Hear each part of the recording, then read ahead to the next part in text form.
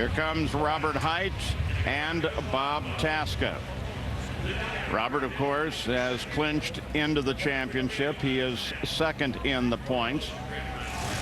Tasca sits much further down the list in ninth, and he's got a way to go. In fact, pretty quickly he could get challenged by Tim Wilkerson. Dave Reed. Anxiously awaiting Pro Stock, where Erica Enrders' Energy car is here. A car that's been more than good enough, Erica, to win. How anxious are you getting to get that first Wally? Oh, we're excited about it. It's something that's definitely on our to-do list, and hopefully we can get it done. Frustrating, though, because it seems like the car continues to be there. Yeah, the car's here, definitely. I've been driving well. You know, there's no easy competitor in Pro Stock. We've got our work cut out for us today, but we'll see if we can go get them. We've got Alan Johnson coming up on the same side of the ladder as Greg Anderson, and, well, it just doesn't get easier as you go deeper in the day. Well, when you look out at the track and see Robert Hight and BobTasca there, when you see Hight, you're always going to see that guy walking away from us. That's Lanny MiGlizzi, and he is the track whisperer. Every team has a guy to figure out exactly what the track is doing, and you know what? He is the subject of articles in ESPN, the magazine. Lanny, one of the best in the business of reading the racetrack, giving all the information back to the crew chiefs with John Force Racing on how tight the conditions are, where the groove is, where the best rubber is, where the car needs to be. It's a lot of information that you have to give to these teams. Yeah, and here is from the magazine. You have to become one with the track as he runs down his top five.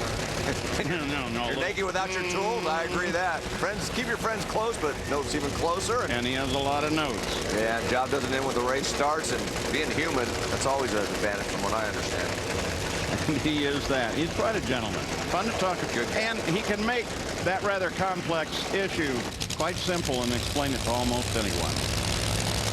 So Robert Hight, well back from his teammate in second place in the points, but and Robert's got a problem. Wow.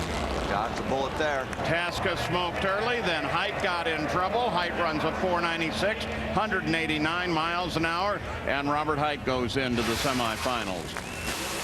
BobTasca was in that left-hand lane the previous round. He went that 413. It was the second quickest of the first round, but he lost lane choice because Robert Hight went 412.